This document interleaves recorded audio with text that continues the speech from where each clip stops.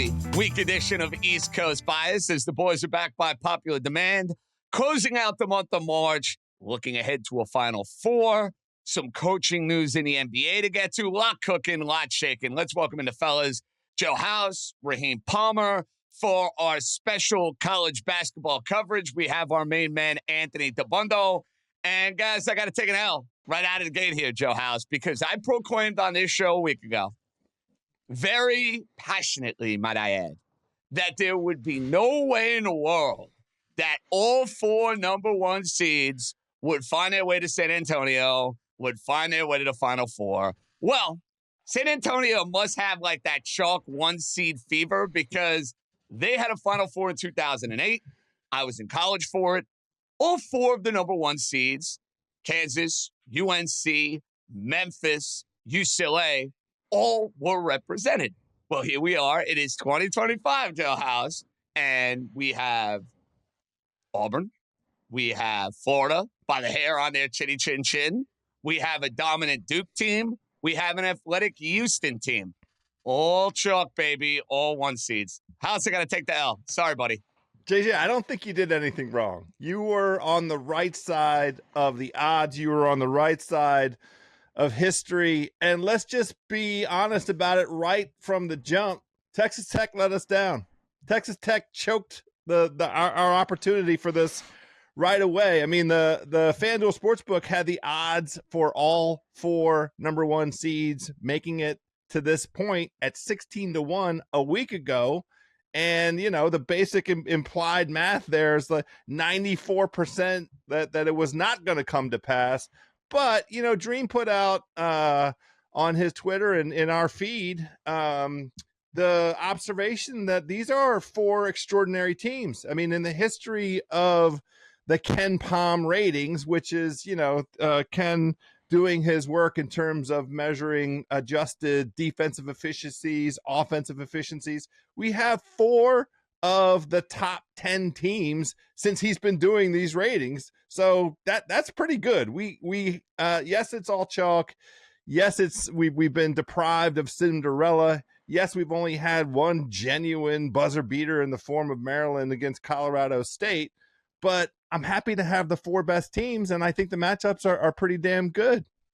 No doubt. Raheem, you looked at those metrics. Explain to everybody what you put in our group chat, because I think it's important. So you sent this to me. They put the 10 best teams ever, and they ranked them. And if you look at those 10 best teams, the 98-99 Duke Blue Devils are plus 43 point differential. And then followed by 2024, 2025 Duke.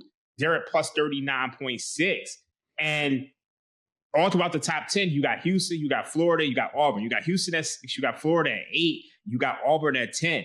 Those 10 teams are combined 135 and 16, like in terms of just their record for the year. So you've really had a ton of great teams. And, you know, you look at favorites, they've gone 12-0 straight up and 7-5 against the spread in the Sweet 16 and the Elite 8. So, you know, like I said on the show last week, I felt like there would be value on moneyline parlays. And it just feels like right now, if you're just getting into betting, we all know a lot of times when you just get into betting, you're betting heavy favorites. Well, I mean, you've hit the golden age for that. Between college basketball, you look at the NFL, the way favorites have dominated. I mean, a lot of you guys are probably cleaning up right now. Yeah, I mean, the one thing is that it wasn't just the 1 seeds that were better than usual this year. It was also the 2 and the 3 seeds. It was the strongest crop of 2 seeds we've had, strongest crop of 3 seeds we've had. And that played out in the earlier rounds where every regional final ended up being 1v2, 1v2, 1v2, 1v3. And the 3 being Texas Tech, who was actually rated higher than St. John's, even though they didn't, quite get the higher seed. And so it kind of played out exactly as we expected. 8 of the top 9 Ken Pom teams. Now, the fact that the favorite won every game is still inherently random. And I think people are getting a little over their skis about the death of the sport and the portal and the NIL. And I said this last week, upsets are still going to happen. I think we're still going to see plenty of Cinderella type runs. I just think this year was an unusually strong top of the pool. And then you combine it with the fact that every time a favorite needed a bounce to go their way, they seem to get it this year. And that you can look no further than Saturday night with Florida and Texas Tech, where Texas Tech has that game won. They're up 9 with 2:50 to play. And out of nowhere, 84% shooters are missing front ends. Florida's hitting these incredible circus shots to make threes to get back in the game. Texas Tech is fouling with 21 on the clock right before Florida's about to get a 10-second count. And of course, Florida makes their free throws. And so you could talk about championship mettle and grit and, resiliency and how great Clayton is. But ultimately, the bounces went the way of the favorites this time. That won't always be true. We've seen it go the other way hundreds of times in this tournament, even down to the Maryland game where we almost had a Cinderella. Colorado State was close, but they lost on a last-second basket. And then sometimes that's going to happen. So that was clearly the game of the weekend. It wasn't even close, Raheem. And that's one where it almost feels as if karma was righted because Arkansas absolutely yucked up their game to Texas Tech in the Sweet 16. Then we proceed to see Texas Tech basically do something similar because you're watching it. Florida looked dead to rights. Dabbundo nailed it. It's a 9-point game. There's 3.5 minutes to play. We know what a terrific defensive team Texas Tech is. And, oh, by the way, they were up in the grill of the Florida Gators, it felt like, for the duration of this ball game. And front-end running ones are always going to come back to bite in the ass. They sure did. But we got to make sure we respect Mr. Clayton, who, Raheem, basically put the Steph Curry cape on and hit some outrageous shots down the stretch where he's like, just like he did in the UConn game, somebody gave him an opportunity to go and steal the game. He was going to make sure Florida was going to go and win it. I mean, that was one of the best performances at the end of a game you're going to see. Yeah, it's so funny because, Clayton missed a three with 2 minutes and 59 seconds left in the game. Texas Tech was up 9 at that point. They had a 95.6 win probability. And then Clayton just went off. And then on the game-winning three to take the lead, he was literally in the lane, dribbled back behind the three-point line, and made us fade away three. I mean, that's stuff that only Steph Curry has done. I think there was a game against the Clippers. You guys have all seen the clip. But it was very reminiscent of that. And it was just absolutely incredible. But I think Anthony hit the nail on the head. The favorites have just managed to get every bounce. And it's so funny because Texas Tech should have lost that game to Arkansas.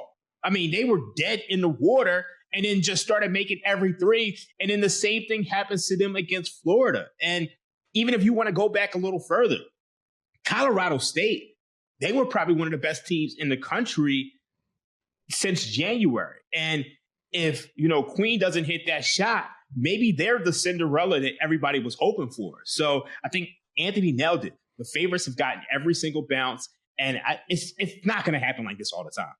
It even goes down to Houston. I mean, the Houston game, too. I mean, there was that very controversial offensive foul play. They get the inbound, and then for some reason, Braden Smith leaves his man. What is Purdue doing? I mean, my goodness, Dabbundo, that's just inexplicable bad defense. Inexplicable. Right. And that was the thing with Houston, too, because on multiple occasions, happened against Gonzaga, happened against Purdue. Houston looks like they have the game under control. They're winning, and then it's like, uh-oh, the favorite chokes. We're going to get an upset here. The favorite's tight. They're blowing the game. They did it against Gonzaga. Gonzaga can't get a shot off. They did it against Purdue. Purdue doesn't guard the inbounder. Like every little thing has gone that way to avoid upsets. But usually it's the opposite, where the favorite starts to get a little tight. They start to play below their level. And like you said about the Clayton shot, that's a classic heat check where he throws up an air ball and you're like, all right, what the hell is this guy doing? Throwing up terrible shots. But it goes in, and now we're having a whole different conversation. But I want to say one thing. Not a lot of people have talked about it. Florida using the 1-and-1s to save time and flip the game and take chances because they realized their half-court defense was getting shredded. They couldn't defend the post. Toppin was killing them inside. Williams was killing them inside. They said, you know what? Let's just hack them. Give them 1-and-1s because if they take 30 seconds off this clock and they score, we're dead. So they take the chance with the 1-and-1. They get, of course, they get a little lucky. They get 2 front-end misses. But they basically realized they need to get as many possessions as possible and hope we can hit some threes. So let's foul them in the backcourt on multiple occasions there, which is what they did, save time and use the 1-and-1s to their advantage. It was a very smart analytical move by Todd Golden, who even dating back to his San Francisco days was famous for fouling up 2. If he was in a late game, maybe 15 seconds left against an inferior team, he would foul up 2, say, go ahead, shoot. Best case scenario, you tie the game, we're getting last possession. Or you're going to miss because you're a college free throw shooter and you stink. So Golden and the analytics kind of were smart in helping them get back into that game. So I'm totally on board with that, especially late in the game. If you're not in that double bonus, Dabbundo, take advantage of the 1-1. Excellent point. And that definitely came home to roost in that game against the Red Raiders. House, out of the 2 seeds, Texas Tech aside, who are you the most disappointed in? Michigan State, Bama, Tennessee?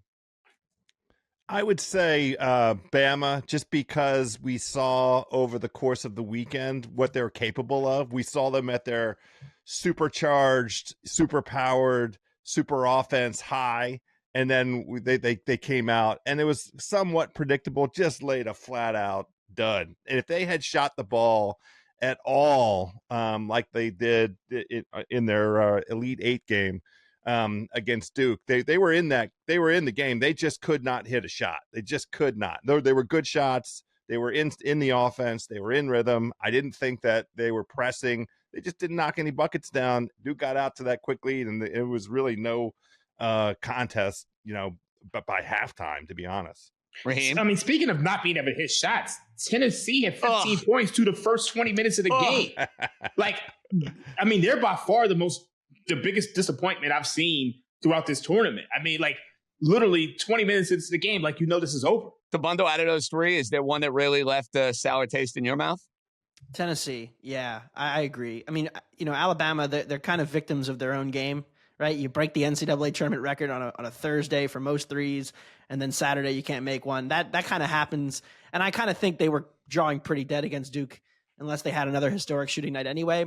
Michigan State, I mean, they were running on borrowed time. Talking about favorites who got through these games where they didn't play very well for most of them. Michigan State is the perfect poster child for that. I mean, the ultimate race to 10 fade, JJ, the Spartans getting boat raced in the first 15 minutes of every game and then trying to grind their way back in. It just wasn't going to work against such a superior team like Auburn. So Tennessee was the most even game on paper, and it just wasn't. I mean, the game was over after 5 minutes, and after seeing Braden Smith have an incredible game against Houston as a point guard, seeing Zakai Ziegler struggle. Oh, my God. He was tough. awful. He was so awful. And he's such a great point guard, too. That's why it was surprising to me because, we've seen him, go against these very, physical, athletic SEC defenses, and he couldn't handle the Houston pressure. So I'm going to say Michigan State from this standpoint. You have the Broom injury, which happens midway through the second half. They take absolutely no advantage of it. And you just look at the shooting numbers for Michigan State. They're absolutely disgusting in this game. I mean, Holloman basically by himself shot him out of the game. He was 0 for 10. He was 0 for 5 from 3. It felt like any time Michigan State was about to go on one of their Michigan State runs and they were about to make their move, it would be Holloman chucking up a bad 3. It would be Holloman forcing something at the rim. If anything, I know Richardson had an off game for him. 4 for 13. Dabbundo, I kept saying to myself watching this game, I want Richardson to shoot more. I want him to be more aggressive. He's their only chance here. And, you can make this case for Houston, too, because Houston had a terrible offensive second half until the end of the game when they banged about 4 threes in a row that put it out of reach. I didn't think Auburn was particularly great from an offensive perspective in this game, and Michigan State couldn't take advantage. I was like, come on, they're giving you the Michigan State opportunity to go get back in this game, and they didn't want to take it, Dabbundo. Yeah, Michigan State's defense was as advertised. I mean, Broom got his, but they locked in defensively. They competed. They played well. And the thing about Auburn, and this is kind of the big overarching Auburn question, is that they take so many bad shots. Over the course of a game, you're like, what in the world is that 3? Why are they heaving it here? They got a open lane. They're taking bad threes. Baker Mazzara, like my friends were joking that he was point shaving for some of this game. I mean, he's so hit or miss. And so you wonder, and you watch Auburn, and this goes back to Friday. It goes back to Creighton. It goes back to really how they've played for the last month. It's like, are these guys so good that they can mess around for a little and still win? Or is this team just not as good as we think? And I think that's kind of what I'm uncertain about Auburn. The thing about Michigan State is they haven't been good at shooting all year. So, I mean, they had an unusually bad shooting day, but ultimately, if you're relying on threes to get back into a game, it's really tough when you have very few consistent shooters. Gentlemen, we'll step aside. We have our Final Four matchup. We're going to keep Dabbundo with us for another segment here. We know it's going to be a battle of 2 SEC teams in the opener, and then it is going to be Mr. Flag and Knipple and all the NBA talent of Duke as a 4.5-point favorite against Kelvin Sampson's Houston Cougar team. So we will give the early takeaways. I have not bet anything yet for the Final Four. There's one game I 1,000% know I am going to bet, and I should lock it in now before the number moves. We'll get Dabbundo's thoughts on that. East Coast Bias. Come right back. All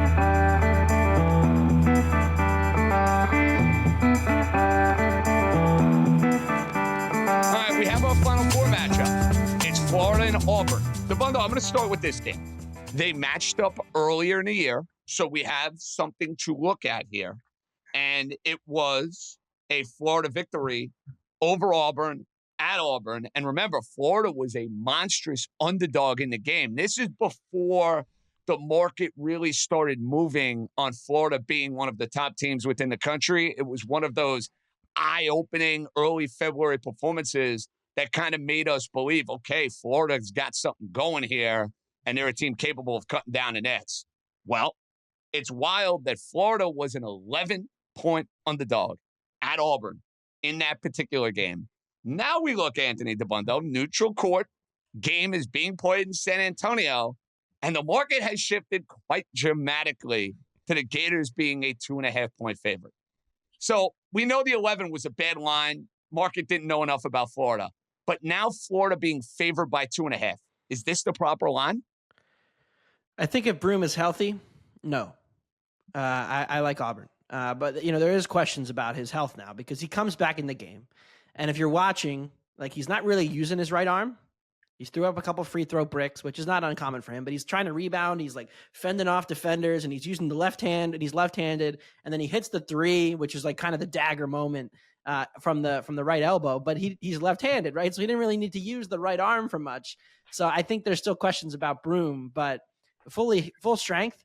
My two biggest concerns about this Florida team. One, we talked about pre-tournament, which was if you get them in the half court, how good is their offense really? And through 4 games, I have not been impressed. The UConn game, Clayton hit some miracle shots late to bail them out. They were not good in that game. The Texas Tech game, they hit some miracle shots late to bail them out. They were not good in that game. And so I think Auburn is more reliable there. And the other problem, and I want to go back and watch, because Auburn has one of the best post players in the country. And Florida's defense in the post, they have a bunch of bigs, but they don't grade out well, and they couldn't stop Texas Tech. No, they're super soft. Let's call what it is, Dabbundo. They're super soft. So I think that's an advantage for Auburn too. So I'm Team Tigers here on this one, but I already took 2.5, so I guess I'm locked in here with Broome. But if he's a full go, I love. Well, he's going to play. I mean, listen, how effective he's going to be, House, I think is very much up to question. But the fact that he pulled the Willis Reed, basically, not quite Willis Reed, but you get what I'm going here. The CBS broadcast was all over it. The fact that he came back in an Elite Eight game leads me to believe that with a week and all the healing and all of the medicine that can go his way as far as numbing powers are concerned, we're going to see Mr. Broome playing in the Final Four against Florida. I think we can make that bet.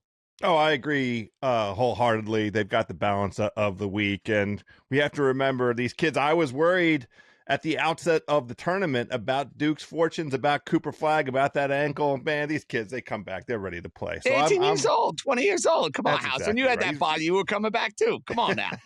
The interesting thing to me with Florida and Auburn, they are dead even in terms of rankings. Torvik has one ahead of the other, and Ken Pom has them flipped, but they are right on top of each other. The difference to me is the ability of Auburn to ratchet up their defense. They've held some of their opponents to under 3 of their 4 opponents to under 1 point per possession. Some of these metrics that you use to sort of chart out how effective a defense is. They've been better than Florida, and Auburn has been able to score. They're over a point per possession in all of their 4 games.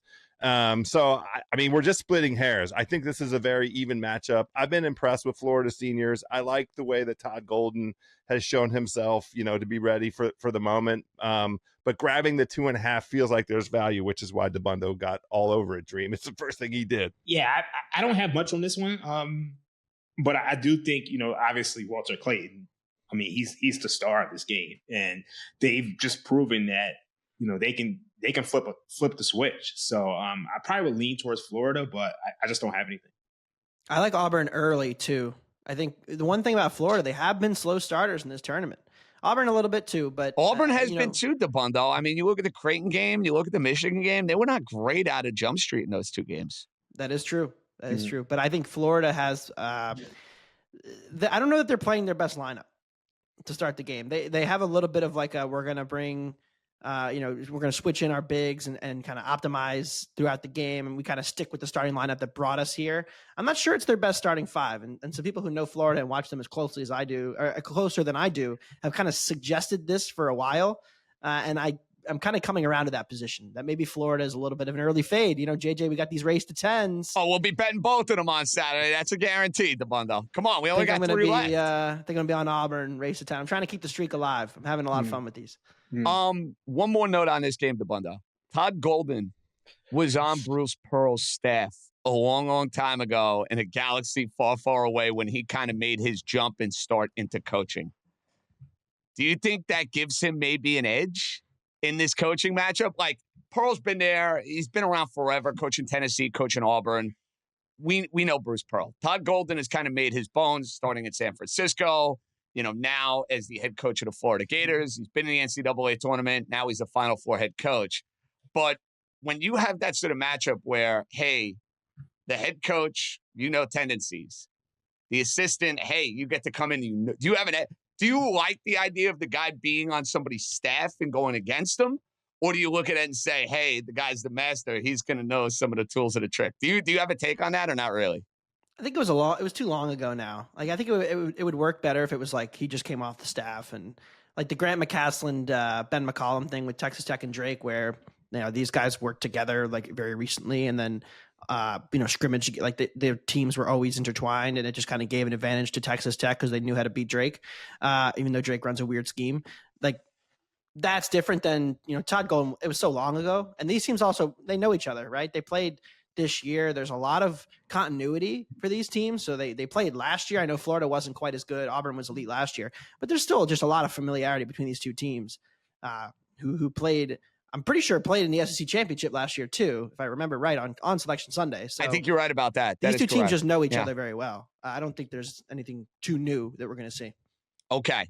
I have to imagine, Raheem, with this game, there's going to be decent split action. I do, because I think a lot of people were in on Florida from what they did down the stretch to what they did in the SEC tournament, now getting to the Final Four.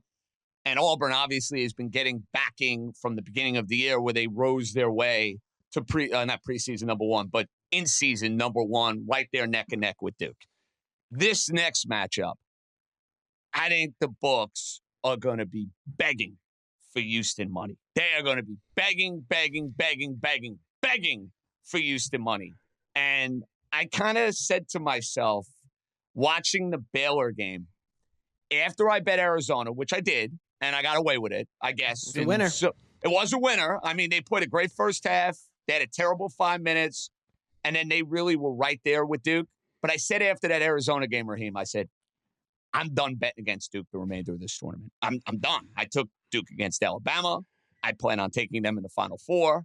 I plan on taking them in the national championship. I think they're winning it all. I think they have the look. They can play a variety of different styles. They can play a variety of different ways. They got the NBA talent. They have everything that comes with it. But they're going to be super public. Am I still on the decent side of things here if I'm looking at this game and saying, you know what? I'm going to line up and I'm going to bet Duke minus 4.5. Am I okay there? I'm not sure, actually. At this point in time, I don't want to bet against Duke. But, I mean, if there's any team who can kind of give them some problems, it would definitely be Houston. But I don't have anything on this one. Dabbundo, I feel like that's a line I got to lock in now. I haven't yet. But if I like Duke, I can't imagine they're going to keep that at 4.5 all week. I can't. I don't think we get 5.5. I really don't. It's just, you're paying the Duke tax now. And it's the same thing that happened to UConn last year where, Ken Pom and Bart Torvik say the number should be 2.5, but now it's 5. And do you want to lay it? And stylistically, I don't love this matchup for Houston. I think the biggest thing you have to have against this Houston just pressure swarm defense is multiple guys who can handle the ball, who can take that kind of point guardy kind of role.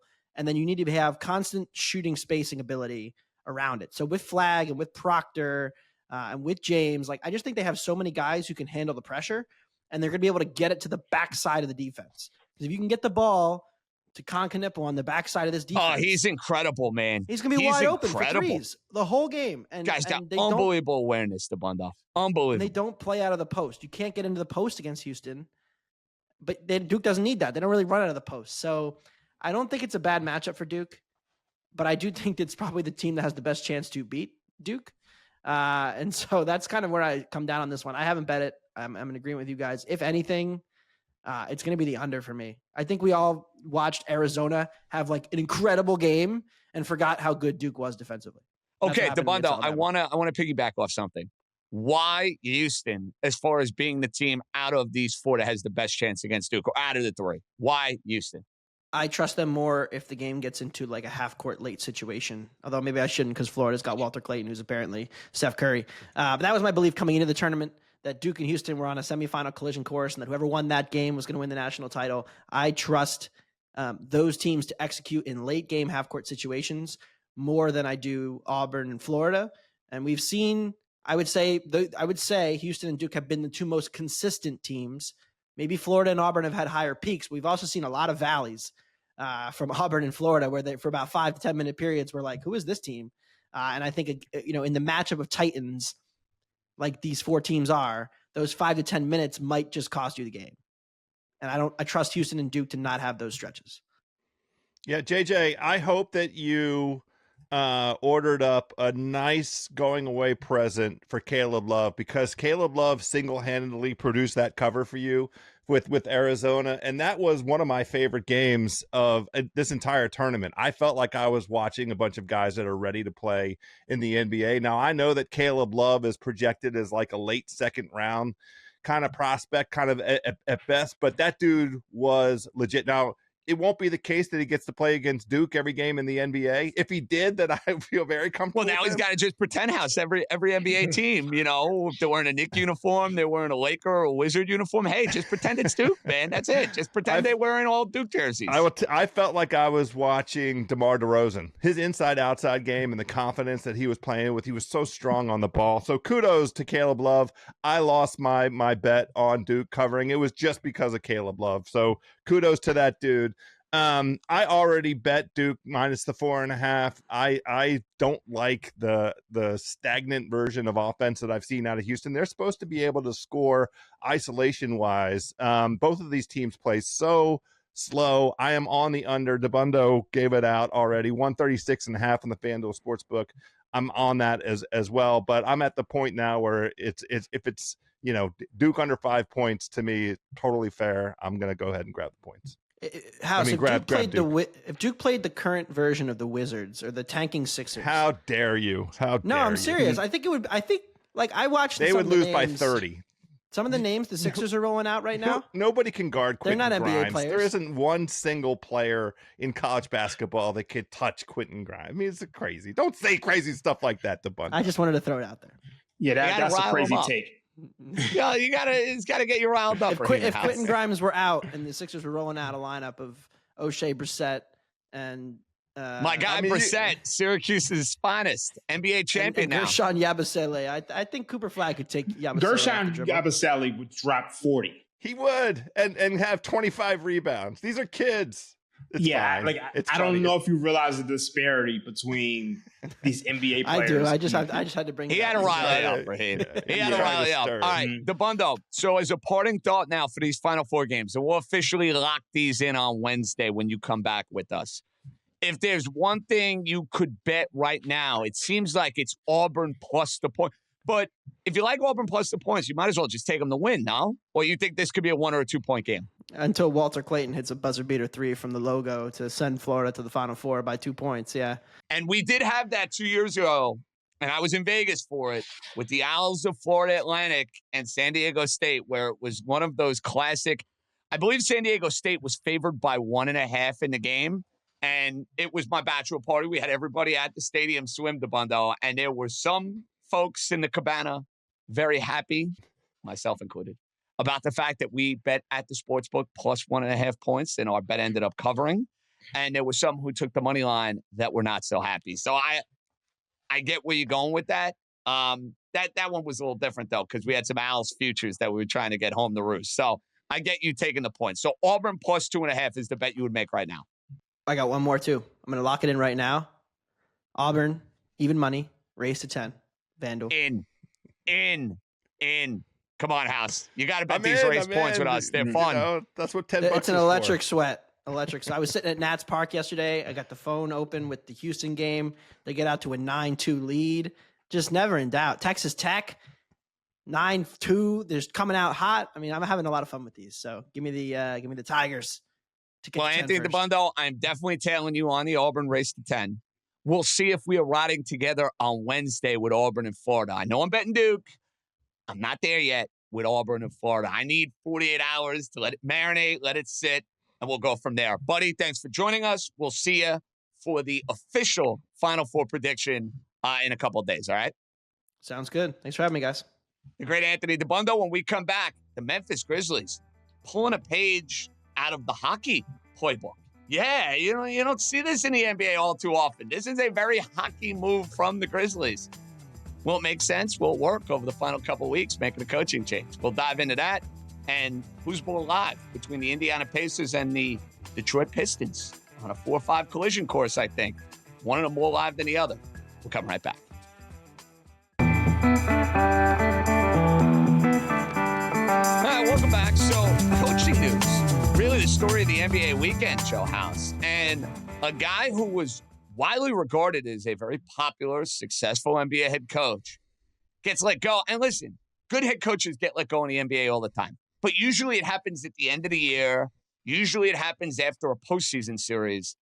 This is very, and I teased it going into the break, hockey-like from the Memphis Grizzlies to go and make a coaching change with like 10 or 12 games to go, knowing basically your team is at worst going to be in the play-in.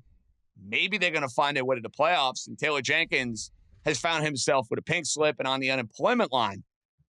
What were you feeling? What was your reaction? Raheem said in our group chat, but what were you thinking when you saw that news on Saturday morning?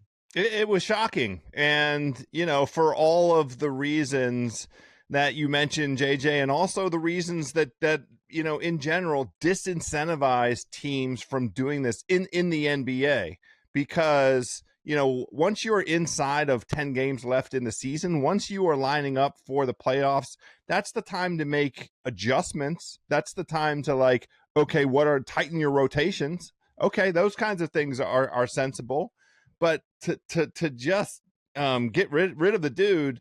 Now, the writing was on the wall in the sense that the Grizzlies brought in a bunch of assistant coaches that were not Taylor Jenkins guys at the beginning of the season.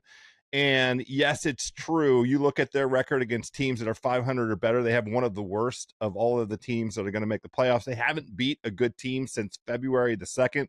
Our good buddy, friend of the program, Chris Vernon, Memphis native son, was on with Bill Simmons and Ryan Russillo. You can listen to that podcast. He gives the deep dive as to what happened there. They tried to install an offense that was ball screen light, which was not very successful and really not advantageous in terms of Ja Morant's impact. But still, it's kind of at this point of the season, it's stunning. And I did the thing where it's like, okay, there's something going on inside that locker room, inside the communication between the decision makers and what's happening in the locker room. That had to have been the explanation. Let's see them come out against the Lakers and show an effort. So I bet Memphis on the money line. I laid the points with Memphis.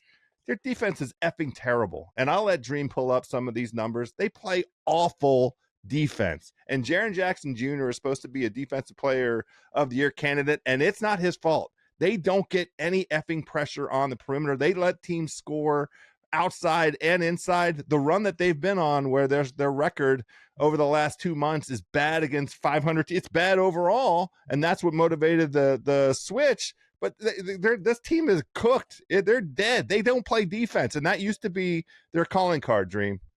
Yeah, I mean, since the start of January, they are 20th in defensive rating. And if you look at the last 2 weeks, they're 24th in defensive rating, 122 points per 100 possessions. If you want to put that into perspective, Cleveland Cavaliers, they're first in offensive rating this season in their non-garbage time minutes. They're scoring 123 points per 100 possessions. So they're basically playing the Cleveland Cavaliers every single game over the last 2 weeks. So there's a reason this team is struggling. They've lost 9 consecutive games against teams with a record of 500 or better. Actually, I think they may be 10 now because they lost to the Lakers the other day. So, I mean, they're really in a bad spot. Now, when it comes to Taylor Jenkins, I do believe that he was one of the best coaches in the league.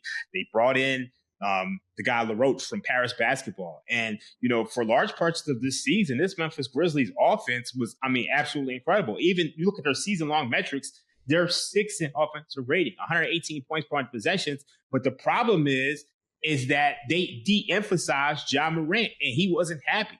You're looking at an offense that doesn't have a lot of pick and rolls. Instead, it's spread ISO with pace and space.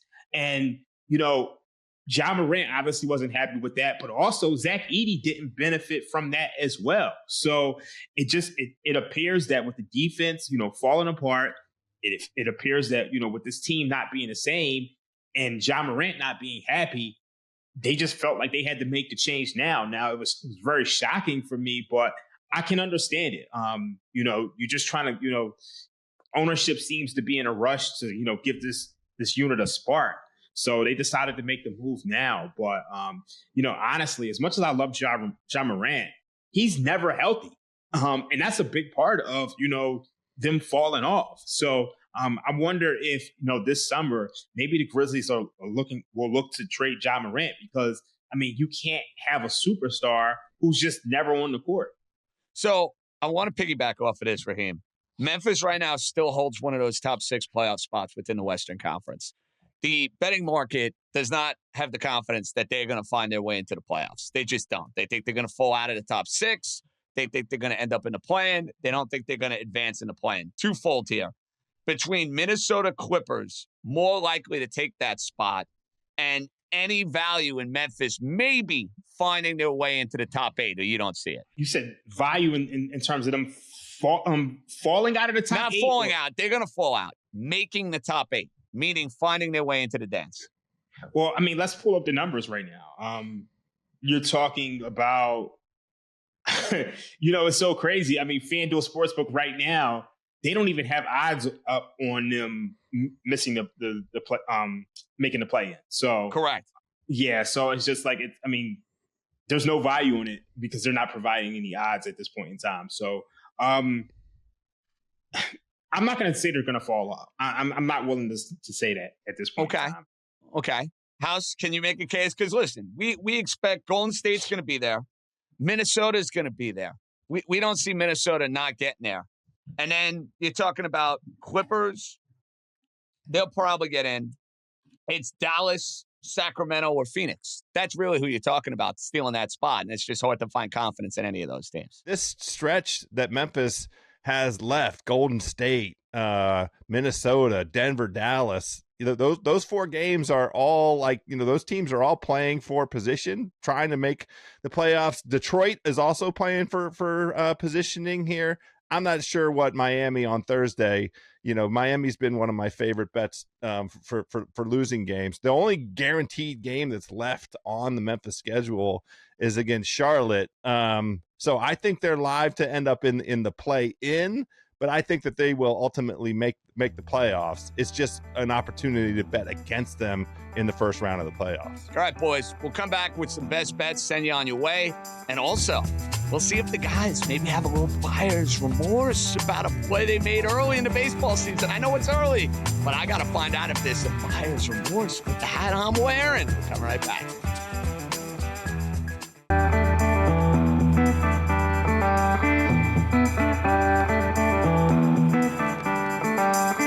Boys, first weekend of baseball is come and gone, and obviously we don't want to get nuts after 3 out of 162 games from a sample size. But Raheem, What a performance this weekend by my beloved New York Yankees. They basically hit a zillion home runs. They score over 35-plus runs in 3 games. All of the talk is about these dopey torpedo bats. I don't want to hear it.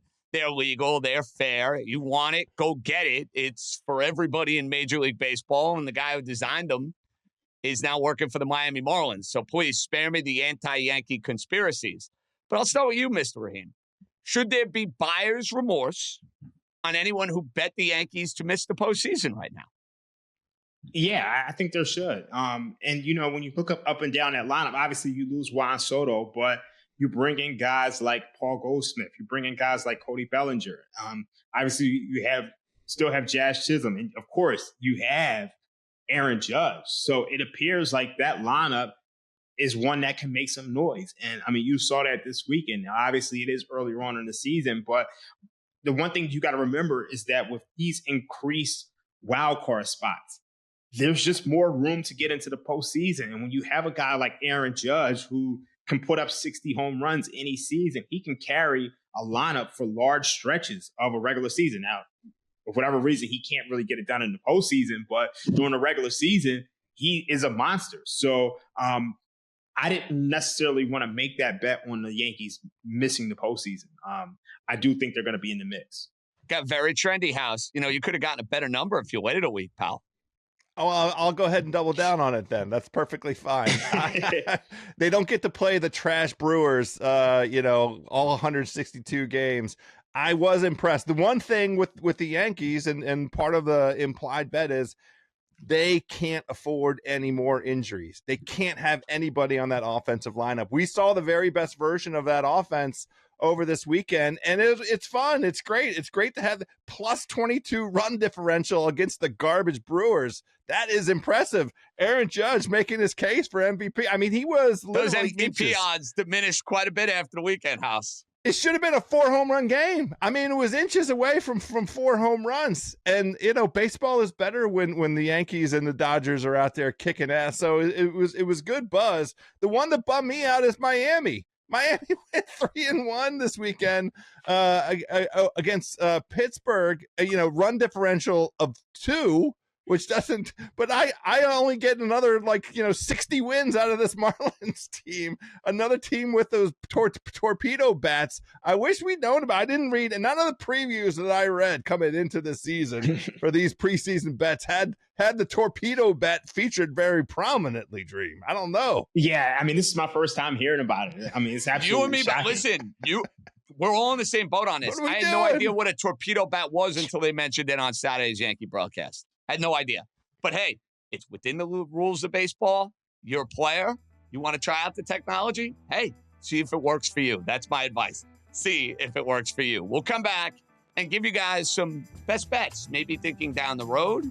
The NFL win totals are out. We're going to do that on Wednesday and a Thursday show, but maybe someone has one he wants to bet already. We'll wrap it up right after this. All